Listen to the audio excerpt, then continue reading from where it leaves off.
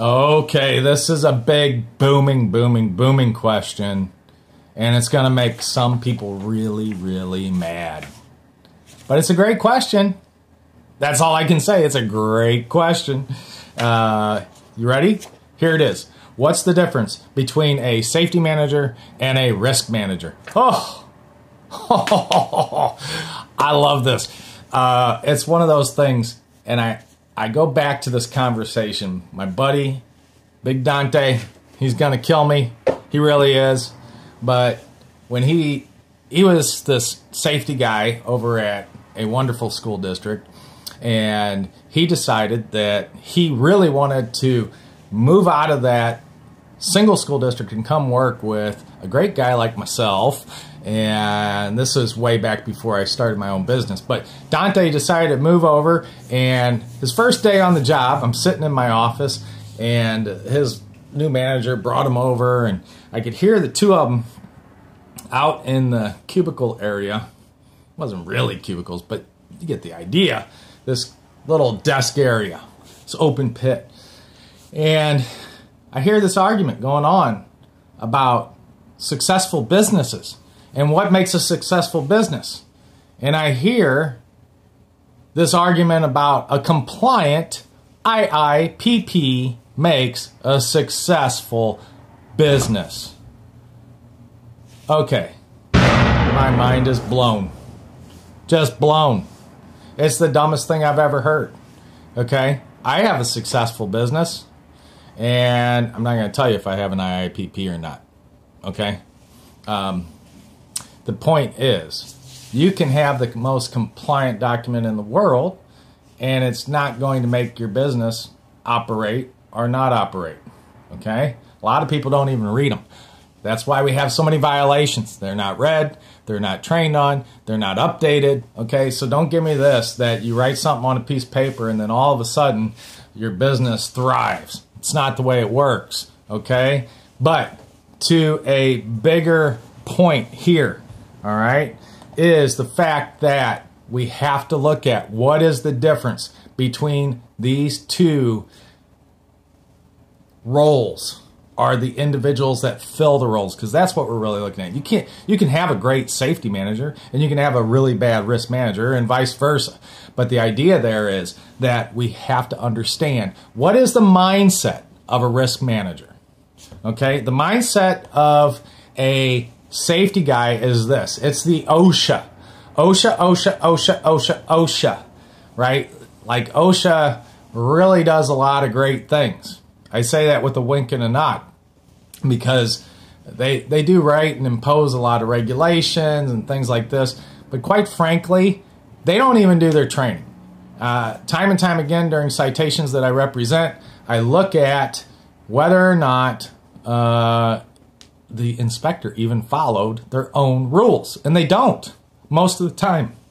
And a lot of time they don't even know what they're talking about. So the bottom line here is that a safety person, a safety manager, generally, these are generals, right? These are the majority of these individuals, are narrowly focused on one set of rules, one set of codes, and one main concern. And that is what OSHA says. Okay, are the best practices around what OSHA says. If you look at then on the other side of this, the risk manager, you look at insurance code, you look at building code, right? You look at state fire marshal, you look at insurance certificates, right? So you got the insurance. And again, you're looking at it from a broader perspective. How many times, does OSHA say anything about candles in the workplace? Not really. Does the state fire marshal in California say something about candles in the workplace? Absolutely. Does the state fire marshal say something about Christmas trees in the workplace? Absolutely. Does the state fire marshal say something about furniture in the workplace, TB 33 or 133? Which is it? Don't remember right off the top of my head, but it's TB 133, Technical Bulletin 133, and it does talk about it, okay? And the idea there is that we have to understand that we have to incorporate ADA, we have to incorporate building codes, mechanical codes, electrical codes, we have to look at pollution, we have to look at insurance and general liability and workers' comp and all these types of things and how they interplay together. That's what a risk manager does. That's your primary difference, right? A risk manager looks at all of these different areas and tries to determine and route a way forward through all of the risks that are put upon us, that are in our way of achieving some outcome, whether that's for business or, social justice or whatever it is, okay?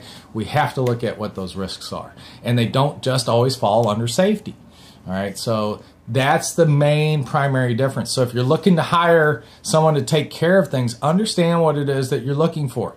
I would always encourage you, if you can only get one, right? If you only have a limited budget, do you want to hire a safety guy or a risk manager? I'm telling you to opt for the risk manager, because you're going to get a broader level of thinking and experience. And then as you grow and as more people that you need to be responsible for, more buildings that you need to be responsible for, you can add in the safety manager, where they narrowly focus on the safety concerns that the business is facing, or the organization is facing, the city's facing, the school district's facing, right? Then you can narrowly focus in on it. But you need a risk manager to really understand the broader scope of things, and it takes time to get there. Look, most of us started out as safety guys. And again, this is where I go back. There's going to be a lot of hate on this one, because the safety guys are going to be like, you don't know what you're talking about, and this and that. I started out as a safety guy, okay? And when I look back upon my career, and I look back upon some of the things that I said and I did, I can see the narrow-minded focus. And I'm not saying we're narrow-minded, but our focus is single tunnel vision, single track. And so we have to broaden that. And when we broaden that, things don't become so black and white. Back to our conversation as what makes a successful business. Well, it's not a compliant IIPP. I'll tell you that right now. Ask any shareholder. And that's our idea.